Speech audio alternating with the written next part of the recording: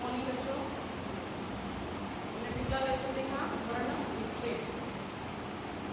इसके बाद अब हम देखेंगे एक नया पाठ व्याकरण का जो 3 मार्क के आपको आता है, उपसर्ग एवं प्रत्यय। सबसे पहले उपसर्ग प्रत्यय में हम देखेंगे कि शब्दों का निर्माण कैसे होता है, शब्द बनते कैसे अलग अलग प्रकार से, तो हम ज्यादा आसानी से समझ पाएंगे। मतलब 2-3 प्रकार से शब्द, नए शब्दों का निर्माण किया जा सकता है। किसी शब्द में कोई और शब्दांश लगाकर एक नया शब्द बनाया जा सकता है।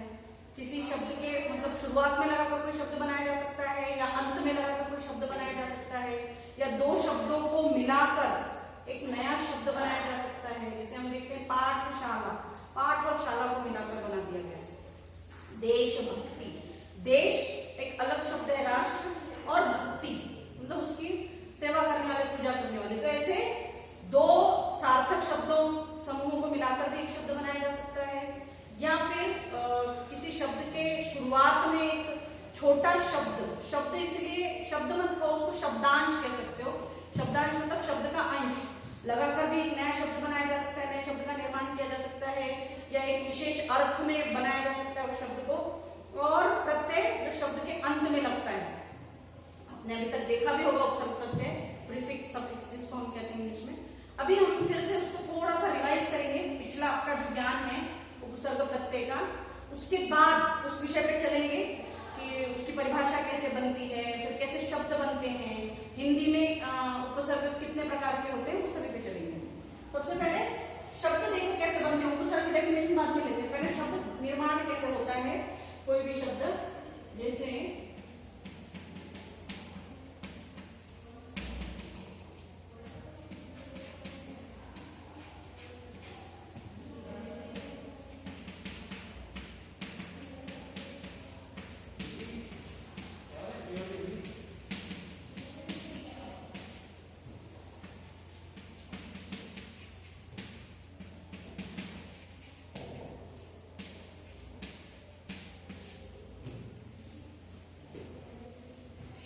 शब्द की शुरुआत में, मूल शब्द है जन्म, उसकी शुरुआत में एक शब्द लगा आ से शब्द आ अधिक जन्म, आजन्म। सु प्लस संगत, सुसंगत। कु प्लस कर्म, कुकर्म।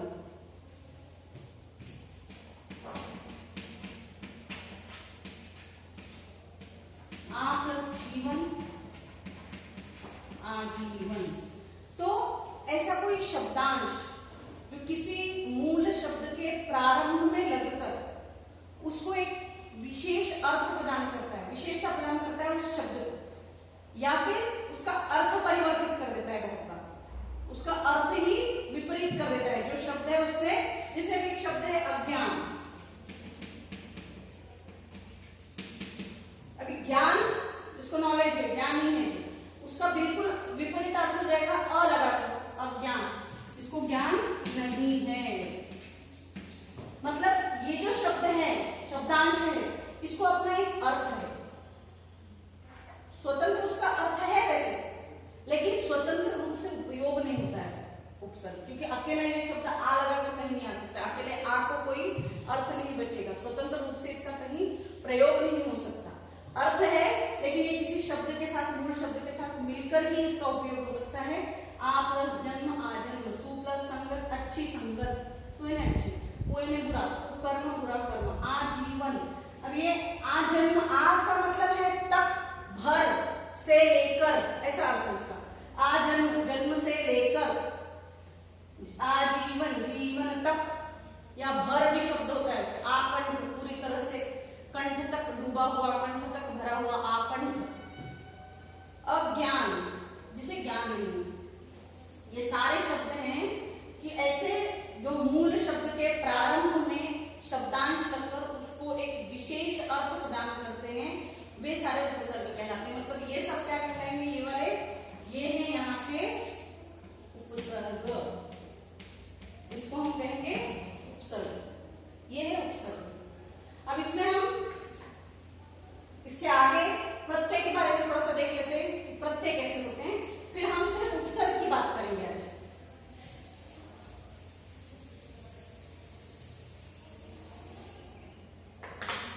के अंत में जो शब्द लगता है, देवी,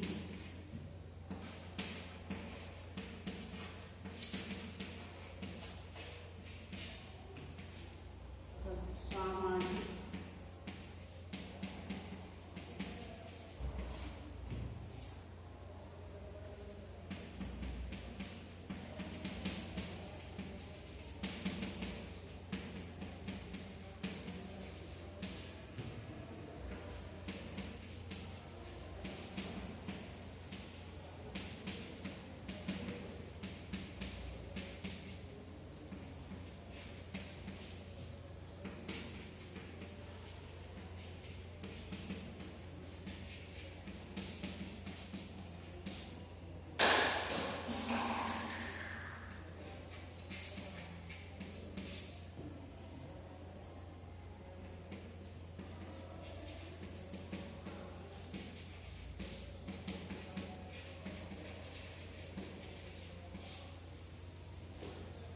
देव प्लस ई, देवी, समाज प्लस इक, सामाजिक, नीति प्लस इक, नैतिक, पाठक प्लस इका, पाठिका, लेखक प्लस इका, लेखिका, लेख प्लस इक, लेखक।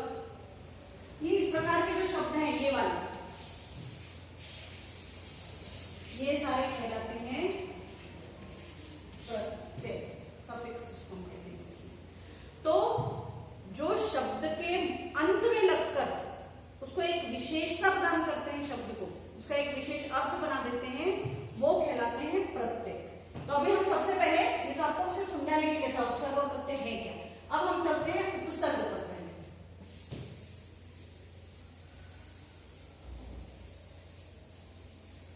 अब हम देखेंगे यहाँ पर उपसर्ग, उसकी डेफिनेशन देख लेंगे पहले।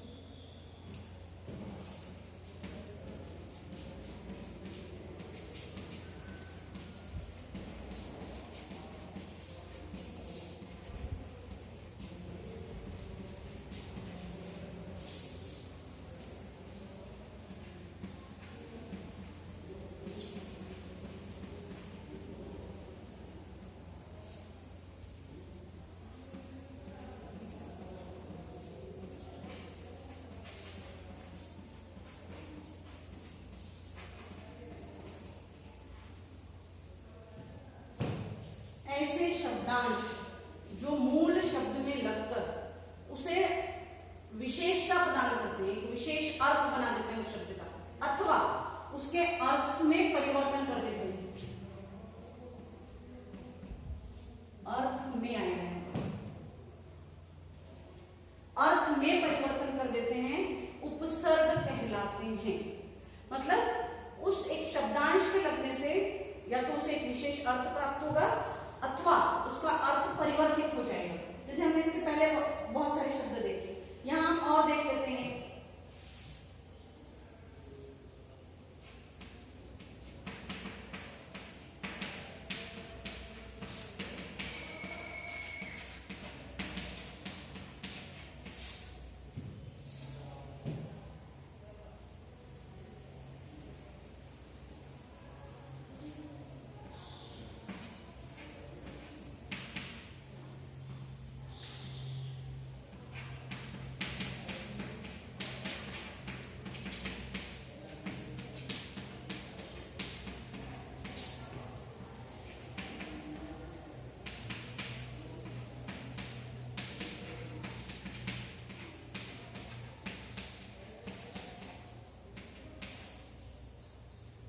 सुसंगत, अच्छी संगत, एक विशेष अर्थ प्रदान। निष्फल, फल यानी उसका परिणाम। और अगर निश लग गया तो उसका अर्थ होता है नहीं हुआ वो चीज, साध्य नहीं हुई, निष्फल गया। इसका ये इस चीज का ये कार्य हमारा निष्फल गया। या सुफल शब्द भी होता है, सु लगा कर, सुफल मतलब अच्छा फल मिला उसका। या फिर असफल, सफल नहीं हुआ, असफल, अ का मतलब नहीं होता है, अ का अपना मतलब है, निश का अपना मतलब है, सु का अपना मतलब है, और यही कहलाते हैं उपसर्ग, क्योंकि ये मूल शब्द में लगकर उसे विशेष अर्थ प्रदान करते हैं या उसके अर्थ को परिवर्तित कर देते हैं, विरोध वाची शब्द बना देते हैं, इसे ही कहते हैं उपसर्ग। हिंदी में 3 प्रकार के उपसर्ग हैं।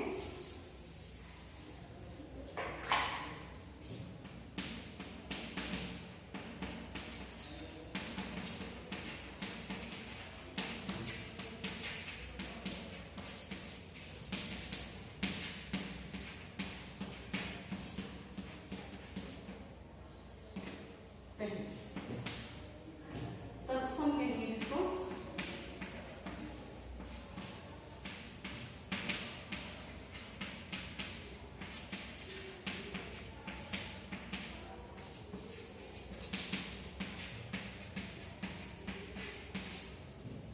दूसरा तद्भव,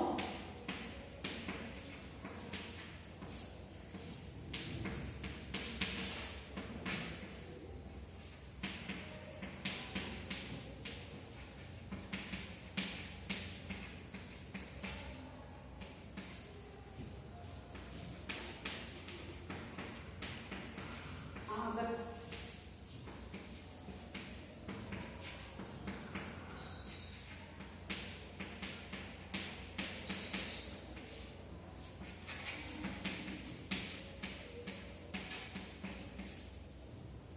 तत्सम, उसके समान, तत् यानी उसके समान। जो जितने शब्द संस्कृत से हिंदी में लिए गए, संस्कृत से ही बनी भाषा हिंदी, तो संस्कृत से जितने शब्द हिंदी में लिए गए हैं उन शब्दों के साथ उनके उपसर्ग भी साथ में है। तो वो संस्कृत वाले शब्दों में ही जो हिंदी में वैसे के वैसे उपयोग में आते हैं उसको तत्सम कहते हैं, जिसमें कोई बदलाव नहीं किया गया। जैसे अगर अग्नि शब्द है, सूर्य शब्द है, दंत शब्द है, तो ये संस्कृत में भी उपयोग में आते हैं और हिंदी में भी ऐसे ही उपयोग में आते हैं, बहुत सारे शब्द हैं। तो इन शब्दों को जैसे जैसे कि संस्कृत में थे वैसे का वैसा लिया गया हिंदी में, उन्हीं के साथ उनके उपसर्ग भी आए। जिन तत्सम में, जिन संस्कृत के शब्दों में जो उपसर्ग लगते हैं संस्कृत में, वही हिंदी में भी लगते हैं। यहाँ हम देखेंगे वो सारे शब्द। अभी तद्भव, जिनमें थोड़ा बदलाव हुआ, जिसमें हमने हिंदी में थोड़ा आसान किया उन शब्दों को, हिंदी में बनाया, संस्कृत से आए हुए शब्दों को हिंदी में दूसरे रूप में हमने उसको ढाला, उन शब्दों को तद्भव शब्द कहा जाता है। तो ये हिंदी भाषा के उपसर्ग कहलाते हैं। उपसर्ग में 3 प्रकार से उपसर्गों को विभाजित किया गया है पढ़ने की सुविधा के लिए।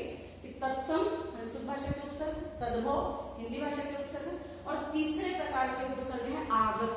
आगत मतलब आए हुए बाहर से। जितनी भाषाएं हिंदी में बहुत सारे शब्द आपको दूसरी भाषाओं के मिलते हैं, क्योंकि व्यापार करने के उद्देश्य से उस समय, या जो भी जैसे रूल किया यहाँ पर अंग्रेजों ने, यहाँ बहुत दिनों तक राज किया, मुगलों ने राज किया, तो फ्रेंच पुर्तगाली डच आए, तो और कुछ व्यापारी भी आए, दूसरे चीनी व्यापारी आए यहाँ पर। तो उन लोगों के जो भी हमारे मतलब व्यापार व्यवसाय लेन देन व्यवहार हुआ यहाँ पर, तो उसके साथ उनके बहुत सारे शब्द हमारे यहाँ आकर घुल मिले और उसको हिंदी में स्वीकृत कर लिया गया। तो बहुत सारे शब्द आपको मिलते हैं, फ्रेंच के शब्द हैं, पुर्तगाली शब्द हैं, डच के शब्द हैं, चीनी शब्द हैं, और अंग्रेजी के शब्द हैं, अरबी फारसी के शब्द हैं। ये सारे शब्द हमने यहाँ पर उसको स्वीकृत कर लिया हिंदी में। हिंदी उसको उत्तर लेकर आगे बढ़ी, सारे भाषाओं के दूसरे शब्दों को भी अपने में घुला मिलाकर चलती हुई आगे बढ़ी। तो इसमें आगत विदेशी भाषाओं के जो उपसर्ग है, जैसे मैं एक एग्जाम्पल आपको देती हूँ अंग्रेजी भाषा का। चीफ यानी मुख्य होता है, इंग्लिश का वर्ड है CHIEF चीफ।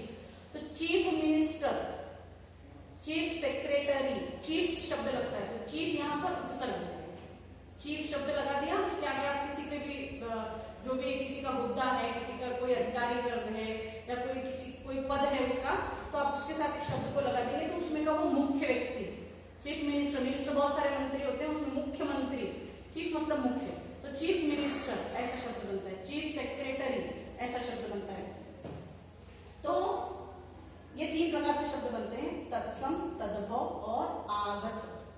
से शब्द बने। अब इसमें सबसे पहला जो प्रकार है तत्सम, इस पे हम थोड़ा सा आज देखेंगे इसमें कि किस प्रकार के शब्द आए हुए हैं या उपसर्ग कौन कौन से हैं, वो मैं आपको बताती हूँ। 20 उपसर्ग हैं संस्कृत से आए हुए हिंदी में, जो तत्सम शब्द जिसको हम कहते हैं, तत्सम संस्कृत भाषा से आए हुए जितने उपसर्ग हैं वो 20 हैं कुल। आप उसको लिख लीजिए यहाँ पर, ज्यादा अच्छे से ध्यान में। यहाँ से शुरू होता है अति, अधि, अन के नीचे हलंत लगा हुआ है, अनु, अप,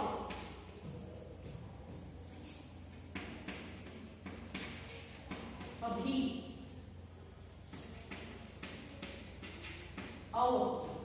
साथ तो ये अ से आगे, अगर इसको आपको याद भी रखना है तो आप ऐसे याद रख सकते हैं, जैसे अल्फाबेटिकली चलते हैं हम, तो से शुरू होता है, इसको पहले अति आता है, और के साथ ही सब अ से टी वाला आया है, टी के बाद सीधा धी वाला आया, त थ द ध धी अधि, उसके बाद न वाला है, अन हलंत लगा करता, उसके बाद अनु, न में उनकी बात करने लगा, उसके बाद सीधा आ जाता है पतंग वाला प, न के बाद त थ द ध न, उसके बाद प, अप, उसके बाद आता है अभी, भ आ जाता है प फ ब भ में म के पहले वाला भ, अभी, उसके बाद सातवां आ जाता है व, अव, और फिर आठवां शब्द बनता है यहाँ पर आ जब हमने देखा ना आ से आजन्म, आजीवन, आकंठ, आक्रमण, आमरण, ऐसे शब्द बनते हैं इससे।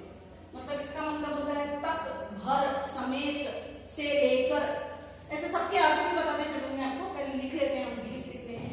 उसके बाद 9th वाला अब तक हमने देखा, इसके बाद हम 8 हो गया, 9th हम देखेंगे उत, 10 ऊपर, उसके बाद हम 11 देखेंगे दूह, दूर, दूसर, जो ऑब्लिक में है तीनों में।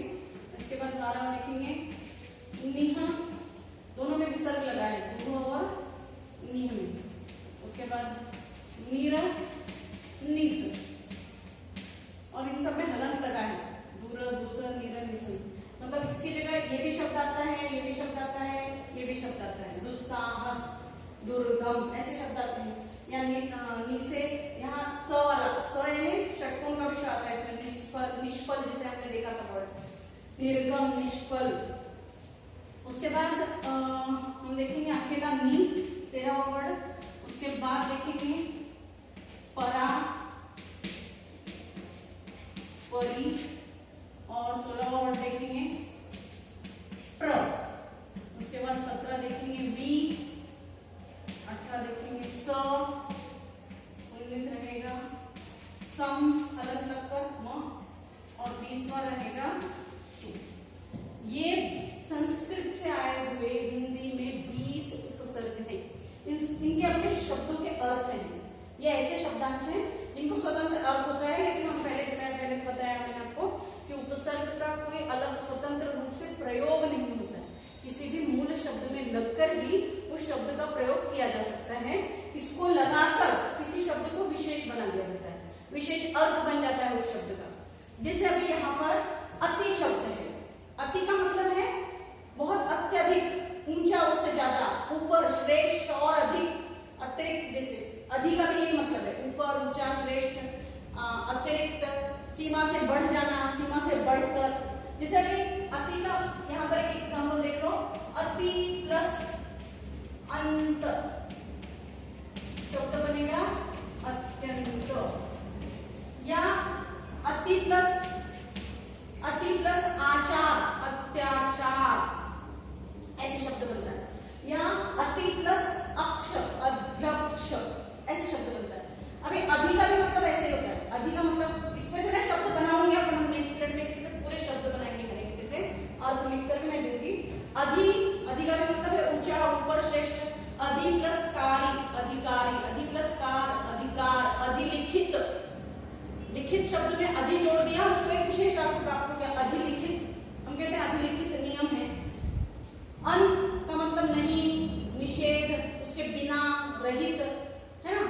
उसके अनु, उसके पीछे चलने वाला, अनुगमन करने वाला, अनुकरण, अनुसरण, ऐसे शब्द बनते हैं। अप यानी बुरा, अपमान या उसका उल्टा अर्थ, जैसे मान शब्द में अप लग गया, अपमान, उसको हीन शब्द बनता है, उससे अल्प बनता है, पहले वाले से छोटा शब्द बनता है, विरोधी अर्थ शब्द बनता है। ऐसे सबके अपने अर्थ हैं, अभी, अव, आ, देखा है हमने कुछ शब्द आ से भी, लेकिन मैं इसके हर एक के उदाहरण हम लोग लिखेंगे बाद में नेक्स्ट पीरियड में। आप पहले इतना ही याद कर लीजिएगा। अभी मैं इसमें ऐसे ही प्रश्न दूंगी कि आपको संस्कृत से आए हुए हिंदी में जो तत्सम वाले उपसर्ग हैं वो कितने हैं, 20, और उसको आप ऐसे याद कर लीजिए अल्फाबेटिकली कि अति, अभी, अन, अनु, है ना, अप, अभी, अव, आ, उत, उप, ऐसे 20 आप याद कर लीजिए। नेक्स्ट पीरियड में हम देखेंगे इसमें इसके अर्थ क्या हैं और इससे बनने वाले शब्द किस प्रकार हैं। इतना हमारा पहला हो जाएगा, फिर हिंदी के उपसर्ग पे आएंगे और उसके बाद आगत शब्दों के उपसर्ग पे। नेक्स्ट पीरियड में हम इसको देखेंगे। थैंक यू बच्चों।